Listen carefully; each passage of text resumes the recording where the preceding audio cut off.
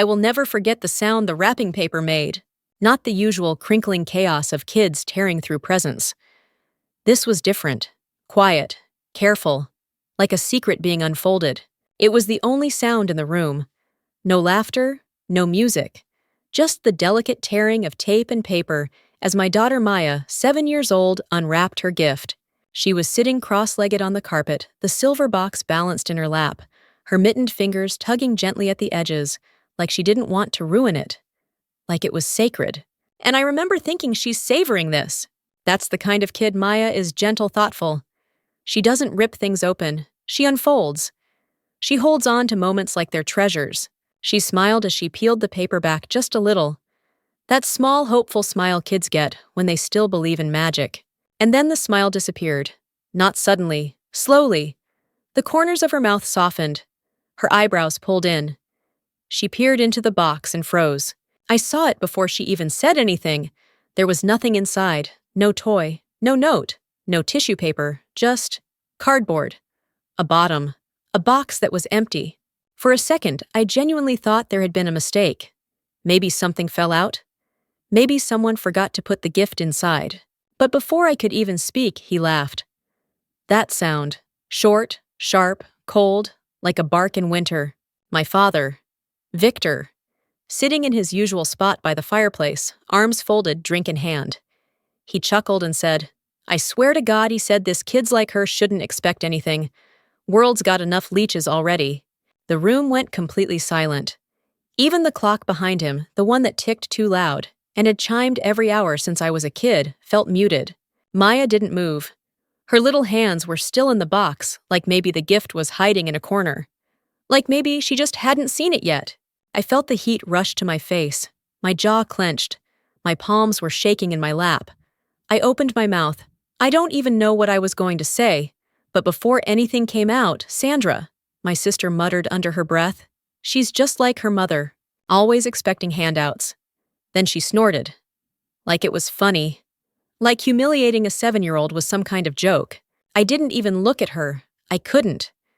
I just looked at Maya. She wasn't crying, not yet. But her chin was trembling, and her lips, those soft little lips, were pressed together so tightly, like she was holding it in for me. She looked at me again. Not to ask for help, just to check. Should I pretend it doesn't hurt? And that's when it hit me. This wasn't her fault. This wasn't even about her. To them, she wasn't a person. She was just an extension of me. A walking reminder of all the ways they think I failed the divorce, the distance, the silence. I hated myself for bringing her here, for thinking maybe, just maybe, they could be different this year, that they'd see her and something would shift. But it didn't. Because to people like them, love is conditional. And if you don't meet the conditions, you get an empty box. That was Christmas morning. The first one we'd spent with my family in over 2 years. And the last one I'll ever allow. It started with a question. 3 weeks before Christmas, Maya asked me, "Mom, do I have a grandpa?" I was rinsing dishes. The question came out so gently, like she wasn't even sure if she was allowed to ask. She didn't ask, "Can we visit him?" She asked, "Do I have one?" And I swear that phrasing broke something in me. Because she wasn't just asking about him, she was asking about us. Why we were always alone on holidays. Why we didn't have cousins or matching pajamas or a big tree with too many gifts underneath. She wanted to know if we had roots. And I lied. I said, "Yes, you do." Then she asked if we could visit him this year. And I said yes again. Against my better judgment. Not because I believed he'd changed, but because part of me wanted her to believe the world was better than it is. The last time I'd seen my father, he told me I was too soft, that I needed to toughen up, that crying at a movie made me weak. It was after my divorce when I'd finally had the courage to leave Maya's father, and I showed up at their house with 2 bags and a kid on my hip, just asking for a place to breathe. He said, "You made your bed. Lie in it." My mother made tea and looked away. Sandra told me I was being dramatic. I stayed for 1 night. Maya was 5. She didn't understand why we had to leave so fast. I told her it was because the city had better coffee. So yeah, I should have known better. But Maya, she started making little drawings. Every night, with colored pencils, folded them into small envelopes, and wrote their names on the front. To Grandpa, to Grandma, to Aunt Sandra. even to Uncle Jordan, my brother, who barely speaks unless he's forced to. She wanted it to be special. I saved up from tips, picked up extra shifts, bought her one nice outfit and a small gift for under the tree, just enough to feel like we belonged somewhere. On the morning of the trip, I wrapped a scarf around her neck, and she asked, "Do you think they'll like my drawings?" And I smiled. Lied again. They're going to love them. But the moment we pulled into the driveway, I felt it again, that tightness in my chest, like I was wearing a corset made of barbed wire. Their house hadn't changed. Still spotless, still cold. The kind of clean that doesn't feel lived in, like a showroom. My mother opened the door, hugged me too quick, patted Maya's head like she was petting a stranger's dog. She glanced at the scuff marks on Maya's boots, then smiled politely, like she hadn't noticed. But I noticed that she noticed. Sandra barely looked up from her phone. "Hey!" she muttered, thumbs still tapping. "Victor." My father didn't even stand. He sat in that same armchair drink in one hand, TV remote in the other. He looked up, gave a grunt that might have been a greeting, then said, "Didn't think you'd actually show up." Maya, bless her, still tried. "Hi, Grandpa," she said, her little voice so soft I almost didn't hear it. She gave him a shy wave, her mitten sticking out awkwardly. He grunted again. Didn't look up from the screen. The whole day was muted. There was no shouting, no obvious cruelty, just coldness. My mother made small talk all surface. Sandra scrolled and giggled at her phone, but never once asked Maya a question. Jordan sat quietly in the corner, headphones, in pretending we weren't there. And through it all, Maya kept smiling. She handed out her envelopes like they were gifts made of gold. To Aunt Sandra, she said, beaming, holding it out. Sandra took it without looking, said thanks, didn't open it. She gave one to Jordan. He nodded, but didn't even remove one earbud. She walked over to my mother and held hers out with both hands. My mother took it and said, "Oh, how sweet," then put it on the counter without even glancing inside. Then she walked to Victor, paused just slightly, but she smiled. "Merry Christmas, Grandpa." He took the envelope like she was handing him a receipt. Didn't look at her, didn't thank her, just dropped it onto the end table and turned back to the game. And still, Maya didn't break. Later that evening, my mother called everyone into the living room. Time for gifts. She made a big show of placing wrapped boxes in front of each person, even Maya. Sandra got a new bag. Jordan unwrapped noise-canceling headphones. Victor reached beneath the tree and pulled out a large box wrapped in silver with a bright red bow. He held it out toward Maya. "For you," he said gruffly. She looked at me first, always looking for permission, and I nodded. She scooted to the middle of the room, cradling the box. She ran her hands along the wrapping, slowly, like it meant something. Then she began to unwrap it. I watched her savor each rip of paper, each bit of tape. She didn't tear. She unwrapped. Then she lifted the lid. And that's when everything stopped. She stared into the box, tilted her head, reached inside, then looked up at me confused. I could see it. It was empty. My breath caught. My stomach flipped. Victor laughed, out loud. "What, you thought there'd be something real in there? World doesn't hand you presents for just showing up, kid." That was when the shift happened. I felt it. In Maya. Her hands stopped moving. Her mouth tightened. She didn't say a word. Sandra chuckled again. "Well, she is just like her mom." Then quieter, always expecting people to hand her things. Not a surprise. I snapped, "Sandra, don't." She raised a brow. "What? It's true." And Maya, she just stared down into the box. Like maybe if she waited long enough, something would appear. A trick, a surprise, a miracle. But there was nothing. Nothing but a family who didn't see her, didn't want her, didn't even care enough to pretend. I wanted to scream, to tear into all of them, but I didn't. Because that's what they expect. That's what they feed off. The performance of your pain. So I sat there, paralyzed, while my daughter held an empty box in her lap. And for the first time in years, I hated myself more than I hated them. Maya sat perfectly still. The silver box rested on her lap flaps wide open, exposing the emptiness inside. No one moved. The room had gone quiet again, that heavy kind of quiet that feels too thick to breathe in. Even the TV, which had been humming in the background all afternoon, was muted now. Or maybe my brain had just shut it out. I looked at her, my daughter, and I swear I could feel her heartbeat from across the room. Her chin was shaking the way it does right before it breaks. Her eyes were glassy, but no tears had fallen. Not yet. She looked up at me, just once, and I knew what she was asking. Do I pretend? Do I smile and say thank you? Do I act like it doesn't matter? I didn't know what to tell her. I wanted to say, you don't have to perform for these people. I wanted to say, let it hurt. But I also wanted to scoop her up and run. Out the door, down the driveway, never come back. Instead, I just nodded. Not because I was telling her to be strong, but because I didn't trust my voice to say anything else. Then she did something I'll never forget. She whispered, "It's okay?" Then louder, "I got you a gift too, Grandpa." My father looked up, a grin already on his face, smug and dismissive. "Oh yeah," he said, half laughing. "This'll be good." But Maya didn't flinch. She reached into her coat pocket, the one she hadn't taken off since we got there, and pulled out a small folded piece of paper. I recognized it. It was the last of her drawings. The one she'd worked on the night before we left. The one she folded with such care, her fingers trembling from the pressure of making it just right. She stepped forward. The entire room shifted. Even Sandra stopped scrolling. My mother straightened up slightly in her chair. Maya walked right across the living room, quiet, deliberate. She held the paper out with both hands. Victor didn't lean forward, didn't even shift in his seat. He just reached out and took it, one hand still gripping his drink. He unfolded it slowly, one corner at a time, like it annoyed him to even be holding it. But then he looked down and stopped. No more sarcasm, no more smirking, just stillness. I couldn't see the drawing from where I sat, but I saw his face. His eyes blinked once, then again. He tilted his head slightly, like he couldn't quite believe what he was seeing. His lips parted just a bit, and he went very, very quiet. No one spoke. Maya stood in front of him, her hands clasped together in front of her.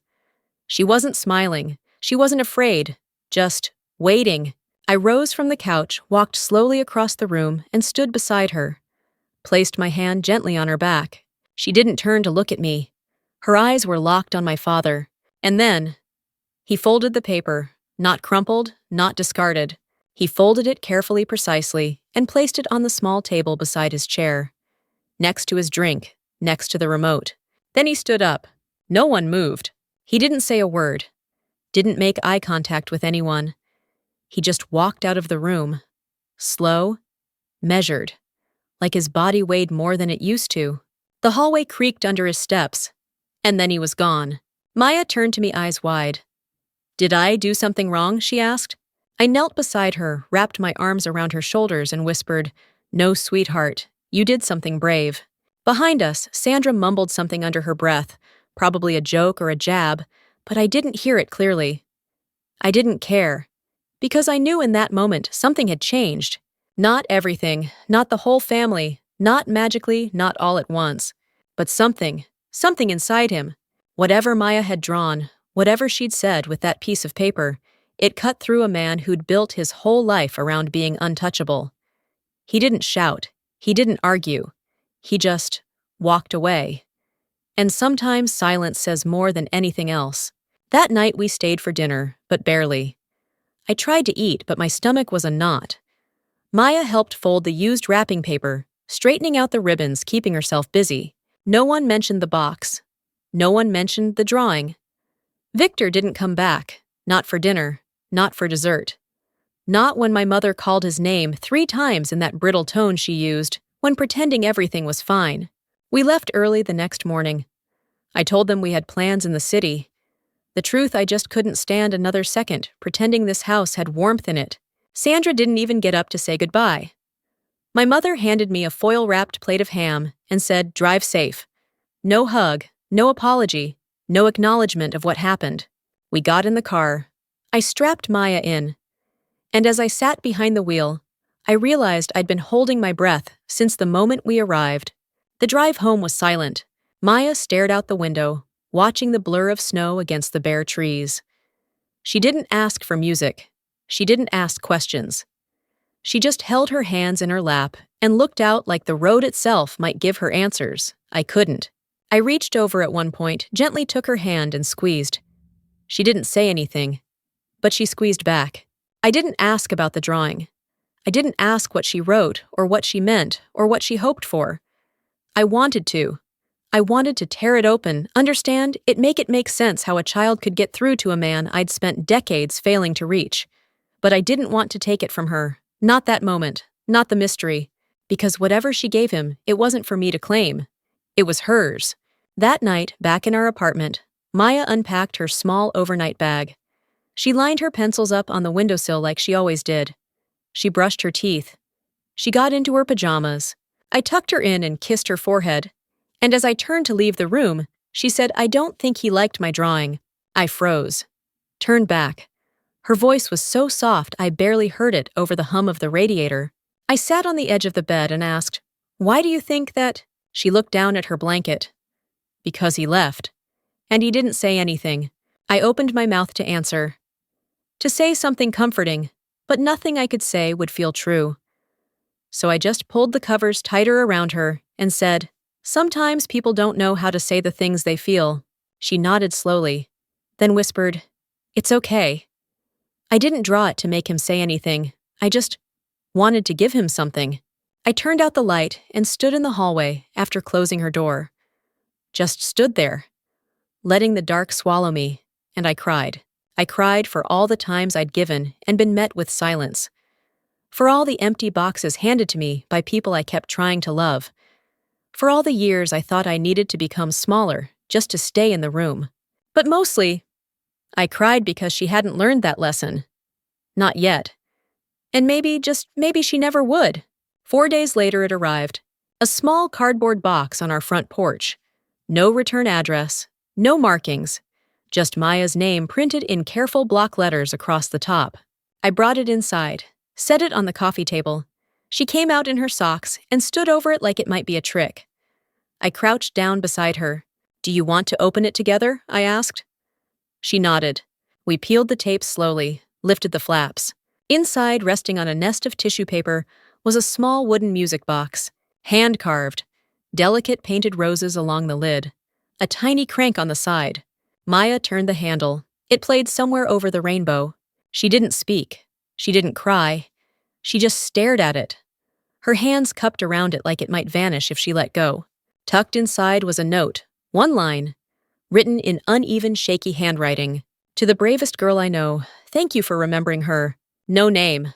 But we didn't need one. Maya clutched the box to her chest, like it was made of gold.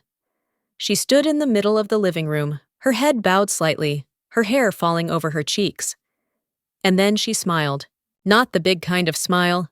The small kind, the kind that feels like a promise kept. I sat down on the floor next to her and finally asked Maya, "What did you draw?"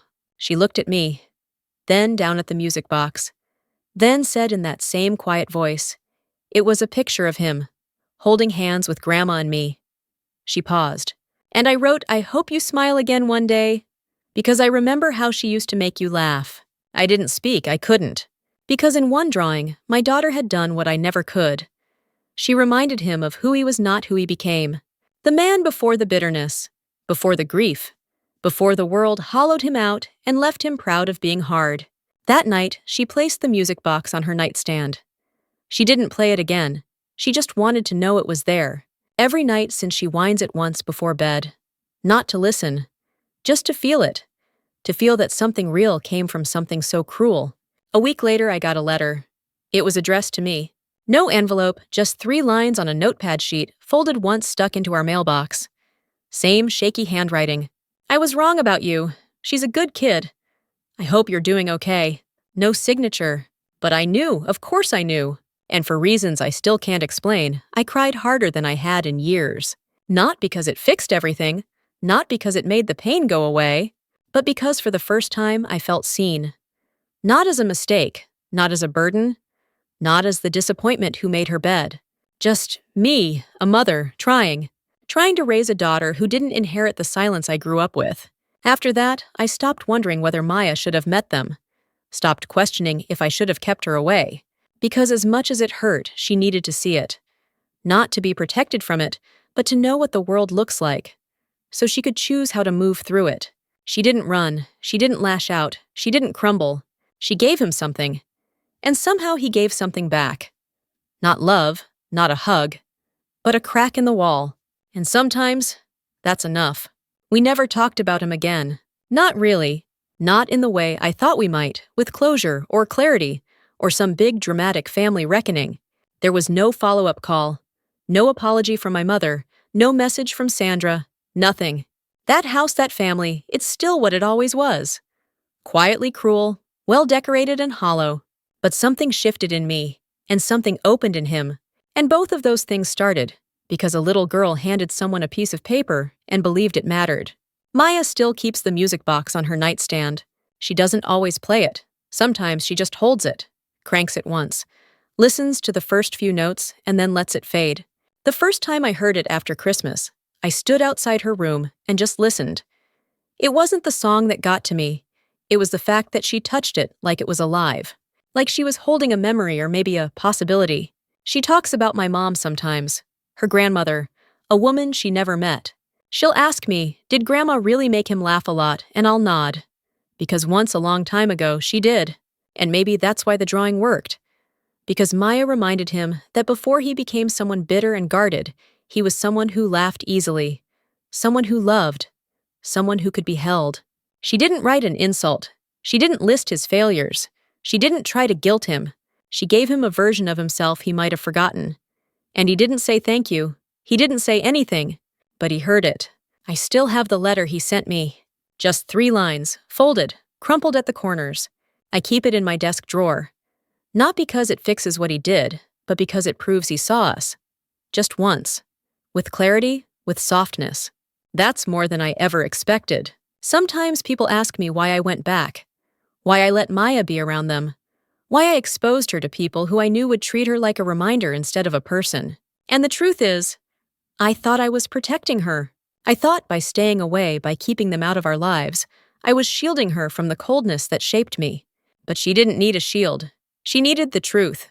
And more than that, she needed the chance to respond to it her way. Maya didn't break. She didn't become bitter. She didn't absorb the hurt and carry it forward. She absorbed it and turned it into something else. Something that rippled outward in ways I couldn't have predicted. Because she didn't react like I would have. She didn't shut down. She didn't go silent. She didn't harden. She just reached out. With a drawing. With a hope. With a version of love so pure it disarmed a man who thought he couldn't be touched. I think about that a lot now. About how we try to teach our children to be strong. To be careful. To protect themselves. And yes, those lessons matter. But Maya taught me something else. That sometimes kindness is the strength. That softness doesn't always mean weakness. Sometimes it means clarity. It means being brave enough to say, I remember who you were, even if you forgot. I don't know if we'll ever see him again. I don't expect a reunion. I don't expect healing in the way movies show it, with hugs and long conversations and forgiveness over dinner. But I do know this. Maya gave him something he didn't ask for. And he gave her something I never expected, a sign that maybe somewhere deep inside, he still had the capacity to feel. That's enough. Not perfect, not permanent, but enough. I still wonder what that moment felt like for him. Sitting there, looking down at a child's drawing of a version of himself he hadn't seen in years. A version where he was laughing, where he was holding hands with the love of his life and a granddaughter he barely knew. And a line underneath it all, I hope you smile again one day. If that didn't make him feel something, then nothing could. But it did. I saw it in his face, in his silence, in the way he folded the paper like it was something sacred, not garbage. I saw it in the way he left the room, not storming, not slamming, just quietly leaving, like he needed space to hold it. People think impact comes from volume, from yelling, from breaking things, from revenge. But that day, my daughter proved otherwise. She changed the shape of something with nothing but a whisper, a small voice, a gentle drawing, and a belief that even people who seem made of stone still carry echoes of warmth if you remind them. Sometimes the most radical thing you can do is love someone gently when the world tells you not to. She didn't yell, she didn't fight, she didn't try to win. She simply handed him a picture of who he used to be and walked away. Sometimes the most powerful kind of love is the one that doesn't need to be returned. And sometimes the smallest hands carry the heaviest truths. Maya didn't need revenge. She needed to be seen. And somehow that was enough to make a man remember the version of himself he thought was gone.